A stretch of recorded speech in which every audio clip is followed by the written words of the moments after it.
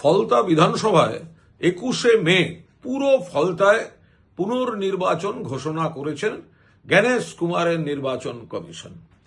প্রশ্ন এক, যে আপনাদের বজ্র আটুনি কি তাহলে ফসকা গেরো? এত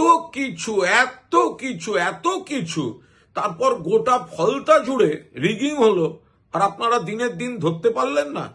তা 3 দিন বাদে গন্ডারের গায়ে সুড়সুড়ি দিলে 3 দিন পর হাসে। তো আপনাদের কি এত রিগিং হলো যে ডে অফ ইলেকশন ধরতে পারলেন না? প্রশ্ন 2, আপনাদের মুজরো সিংহাম, তো সে তো এত ডায়ালগ, তো সে দাঁড়িয়ে রইল, আর এত রিগিং হলো, তো ওকে আগে সাসপেন্ড করুন। তাহলে ও কেন পার পেয়ে যাবে? ওর অ্যাকাউন্টেবিলিটি কি? 3, এত কোম্পানি, সেন্ট্রাল ফোর্স, সেনা, আধা সেনা, তো তারা গোটা ফলতা জুড়ে রিগিং ধরতে পারলো না।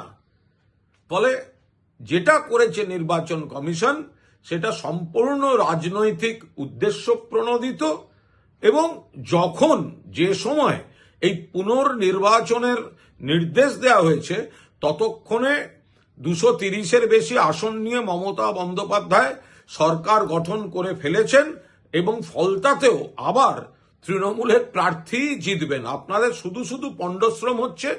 আপনারা যে কাজগুলো করলেন, এবার প্রশ্নের উত্তর আপনাদের দিতে হবে। যদি এত রিগিং হয়ে থাকে তাহলে আপনারা ভোটের দিন রিয়াক্ট করলেন না কেন? মুজরো সিংহাম কি করছিল? এত সেনা, আধা সেনা, সাঁজোয়া বাহিনী কি করছিল?